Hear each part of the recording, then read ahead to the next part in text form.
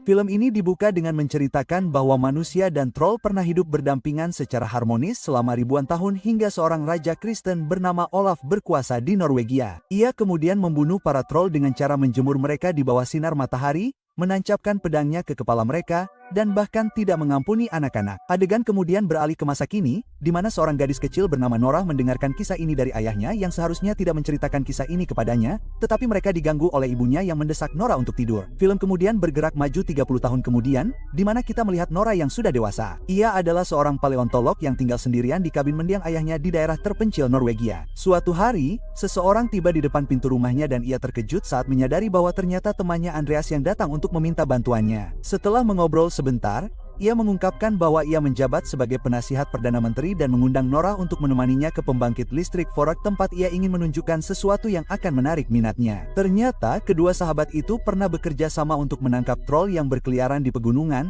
tetapi keadaan menjadi kacau dan Norah memilih untuk meninggalkan proyek tersebut. Dia menolak untuk pergi bersamanya lagi, tetapi ketika temannya meyakinkannya kali ini berbeda, dia akhirnya setuju. Setelah itu, keduanya naik helikopter, dan dalam perjalanan, Andreas meminta Norah menandatangani NDA. Setibanya di stasiun, Norah terkejut saat mengetahui bahwa pihak berwenang menahan troll besar bernama Jotun. Makhluk itu menunjukkan tanda-tanda denyut nadi yang samar, yang menunjukkan bahwa dia masih hidup dan dalam keadaan hibernasi. Untuk memastikan dia tidak lepas, tim telah memasang lampu ultraviolet yang mampu langsung mengubah troll itu menjadi batu jika mencoba menimbulkan kekacauan. Selanjutnya, Norah bertemu dengan seorang ahli biologi evolusi bernama Marion, yang juga mengerjakan proyek rahasia tersebut. Marion tidak senang melihat Norah dan secara pribadi bertanya kepada Andreas mengapa mereka harus melibatkannya. Andreas menjawab bahwa mereka membutuhkan Norah jika mereka tidak ingin proyek tersebut ditutup. Marion kemudian menjelaskan kepada Norah bahwa setelah meninjau hasil tes, mereka mengetahui bahwa DNA Jotun cocok dengan kulit pohon. Penemuan ilmiah paling membosankan yang pernah ada. Norah menunjukkan bahwa troll terbuat dari tanah dan batu, jadi wajar saja jika DNA mereka lebih dekat dengan pohon daripada manusia. Marion melanjutkan dengan mengungkapkan bahwa mereka ingin melakukan segala macam eksperimen pada troll untuk penelitian mereka, tetapi mereka tidak tahu cara membangunkan makhluk itu dengan aman. Saat itu, Andreas memperkenalkan Norah kepada seorang anggota staf bernama Sagrid, yang ternyata adalah istrinya dan sedang hamil. Tim tersebut kemudian mengungkapkan bahwa mereka telah berhasil memulihkan setengah halaman hukum troll milik Raja Olaf dari tahun pukul 10.30 yang menyatakan bahwa troll akan diusir dari tanah ini. Norah tidak mengerti apa yang mereka coba lakukan. Jadi, Andreas menjelaskan bahwa mereka menduga ada troll lain di pegunungan, tetapi sejauh ini mereka belum dapat menemukan mereka. Mereka takut troll ini bisa lepas kendali. Jadi mereka perlu mempelajari segala hal tentang mereka dan cara mengendalikannya. Belum banyak kemajuan dalam penelitian mereka. Jadi mereka ingin Norah membantu sebelum pemerintah menutup proyek tersebut. Setelah mendengar ini, Norah tidak yakin apa yang harus dilakukan, jadi dia memberitahu mereka bahwa dia perlu menggunakan kamar mandi terlebih dahulu. Sebenarnya, dia menyelinap ke aula tempat Jotun ditahan dan naik ke lift darurat untuk mengamati makhluk itu. Dia dengan lembut menyentuh wajah Jotun, lalu menutup matanya dan mulai menyenandungkan lagu anak-anak tentang troll yang dulu diajarkan ayahnya. Dalam kejutan yang mengejutkan, ini benar-benar membangunkan troll, yang menatapnya dengan tercengang dan bingung. Siapa yang menyanyikan Hudli Butli Dutli? Setelah melihat ini, semua ilmuwan menjadi panik dan menyadari troll itu bergerak. Mereka bergegas mengaktifkan lampu ultraviolet. Tetapi Marion turun tangan, bersikeras dia tidak akan membiarkan makhluk itu mati, karena dia membutuhkannya hidup-hidup untuk penelitian. Saat mereka berdebat tentang apa yang harus dilakukan, Marion secara tidak sengaja menumpahkan kopi ke saklar UV, sehingga lampu tidak bisa menyala. Troll itu kemudian menjadi gila dan memutuskan rantai yang menahannya. Norah mencoba melarikan diri, tetapi makhluk itu melemparkan lift bersamanya. Andreas menariknya ke tempat yang aman tepat pada waktunya, dan orang-orang yang ketakutan mulai melarikan diri dari sana. Jotun kemudian mengamuk di lab, menghancurkan peralatan dan membunuh banyak staf. Di tengah kekacauan, Norah, Andreas, Sagrid, Marion, dan beberapa anggota tim lainnya berhasil lolos dari kehancuran. Setelah menghancurkan seluruh fasilitas, Jotun akhirnya muncul di luar dan menuju ke pegunungan. Para penyintas yang tersisa melapor ke pangkalan militer tempat mereka bertemu dengan seorang prajurit bernama Mayor Chris, yang ternyata adalah teman dekat Norah. Para prajurit kemudian membawa mereka untuk bertemu dengan Perdana Menteri Norwegia untuk membahas apa yang harus dilakukan selanjutnya. Norah berpendapat bahwa troll adalah makhluk hidup yang memiliki perasaan dan harus ada cara bagi manusia untuk berdamai dengan mereka. Namun, Marion bersikeras bahwa mereka adalah makhluk berbahaya yang harus dibendung, yang memicu pertengkaran sengit antara kedua wanita itu. Tepat saat itu, Perdana Menteri datang ke pertemuan dan menyatakan bahwa ia selalu khawatir proyek ini akan gagal, yang terbukti benar. Sekarang, taruhan yang terlalu tinggi itu mungkin bahkan tidak sepadan. Marion memintanya untuk memberi mereka lebih banyak waktu untuk menangkap makhluk itu, tetapi Perdana Menteri menjelaskan bahwa troll itu harus dibasmi sebelum membahayakan lebih banyak nyawa yang tidak bersalah. Nora yang kesal tidak setuju dan mengingatkannya bahwa beberapa tahun yang lalu mereka mengubah troll yang tidak bersalah menjadi batu. Namun, Perdana Menteri menunjukkan bagaimana saudaranya meninggal saat itu karena Nora menginstruksikan militer untuk membunyikan lonceng gereja di depan troll itu. Ia menjelaskan bahwa kali ini keselamatan rakyatnya adalah yang terpenting. Setelah pertemuan, Nora terlihat memegang sepotong batu ketika Andreas mendekatinya, dan ia mengungkapkan bahwa batu itu adalah pecahan troll yang terbunuh terakhir kali. Apakah itu Johnson-nya? Ya, ia masih berurusan dengan rasa bersalah. Jadi, Andreas menghiburnya, mengatakan bahwa orang belajar dari kesalahan mereka sehingga mereka dapat terus berjuang. Hal ini memotivasi Nora, dan dia mendekati Chris, yang sedang mempersiapkan prajuritnya untuk memburu troll. Dia bersikeras ingin bergabung dengan mereka, tetapi Chris menolak, mengatakan dia hanya warga sipil, dan dia tidak bisa mempertaruhkan nyawanya. Ketika Nora mengingatkannya bahwa dia berutang kepada ayahnya, yang dibunuh oleh troll selama misi terakhir. Chris merasa bersalah dan akhirnya setuju untuk membiarkan dia dan Andreas ikut dengan mereka. Beberapa saat kemudian, Marion datang dan menggoda Chris. Jadi, dia memutuskan untuk mengajaknya juga. Ya Hari.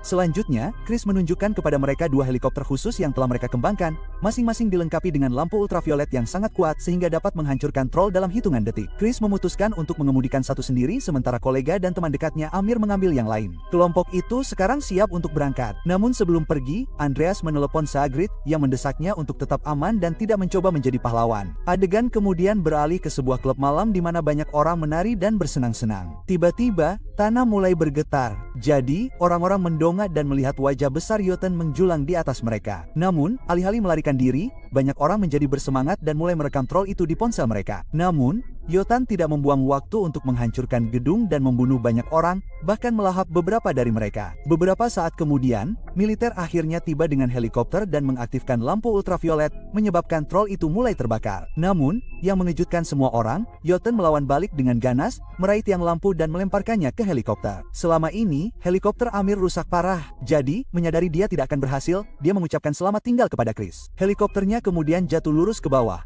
memicu ledakan yang menewaskan semua orang di dalamnya. Hal ini membuat Chris hancur, jadi Nora mendesaknya untuk tidak melakukan sesuatu yang sembrono, memperingatkan bahwa itu hanya akan memancing troll itu. Chris yang berduka mengabaikannya dan langsung menyerang makhluk itu. Namun yang membuat semua orang terkejut, Yotan hanya menggeram pada mereka dan berjalan pergi. Setelah kejadian itu, pihak berwenang datang untuk mengurus mayat-mayat itu sementara Chris yang putus asa mendekati temannya yang telah meninggal dan berduka untuknya. Marion kemudian mengakui bahwa dia tidak menyadari bahwa troll bisa begitu kejam.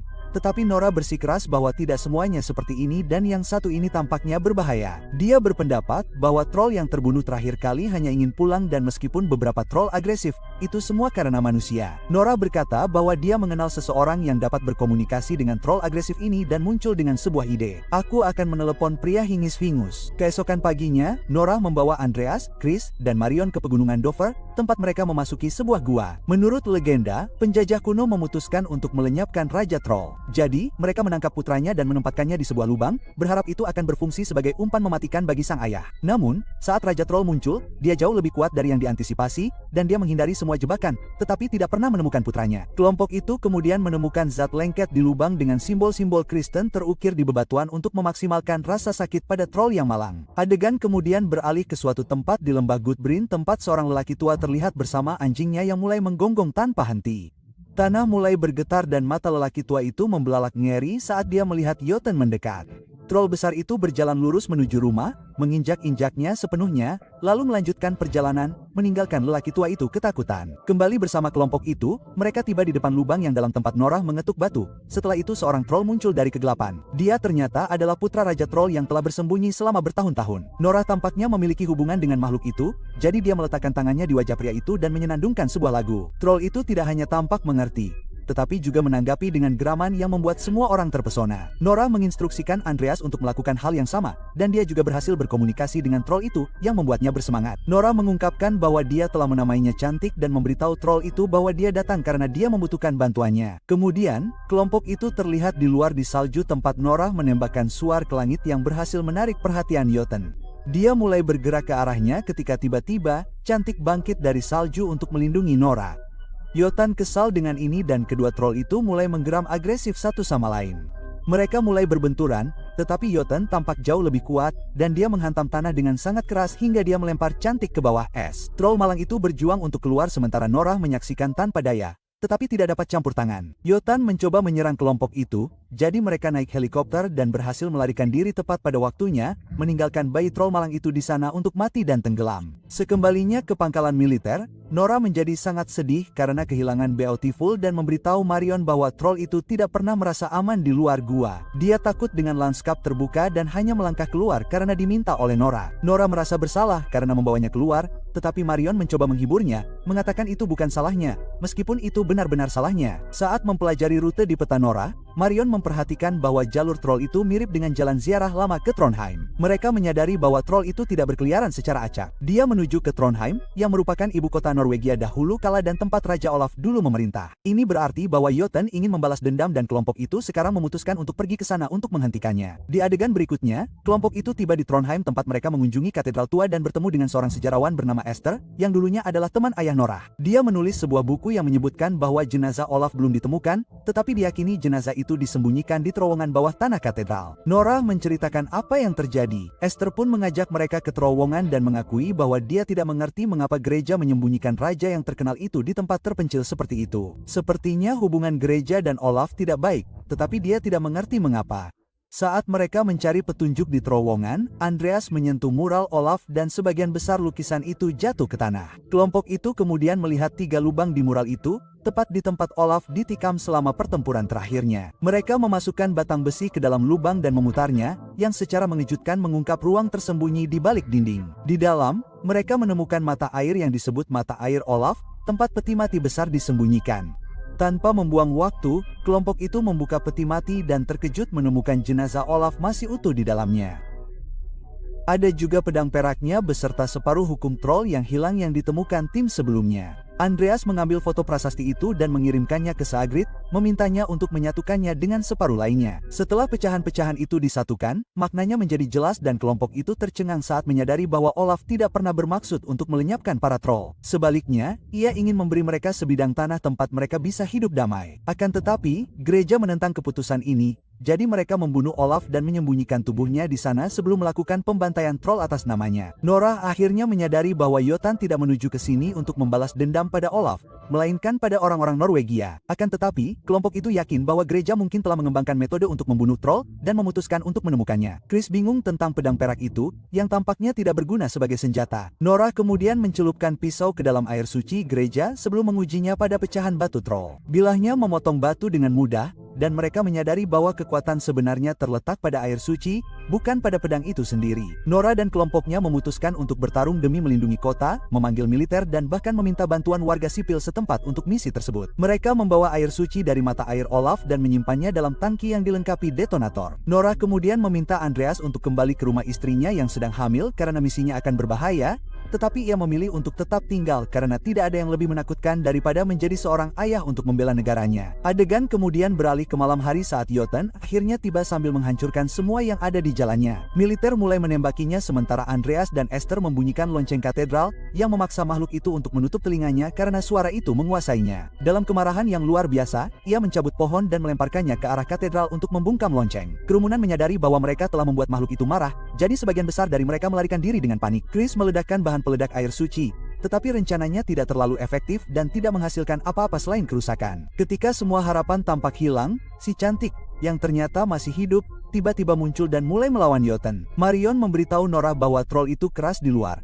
tetapi lembut di dalam, dan hati mereka adalah pusat kekuatan mereka yang sebenarnya. Jika mereka berhasil menjatuhkan 1 tong air suci ke dalam mulut makhluk itu, dapat dipastikan dia akan mati. Sementara itu, para troll saling bertukar pukulan hebat saat Beautiful meninju wajah Jotun. Namun, troll yang lebih tua itu menghancurkannya ke jembatan. Dia terbukti jauh lebih kuat dan bahkan menenggelamkan kepala Beautiful ke danau untuk mencoba menenggelamkannya. Selanjutnya, Chris dan Andreas naik helikopter untuk mencoba menjatuhkan tong air suci terakhir ke raksasa itu. Namun, ada masalah. Detonatornya terlepas. Ini berarti seseorang harus melompat dengan bahan peledak dan menarik pin pada detik-detik terakhir.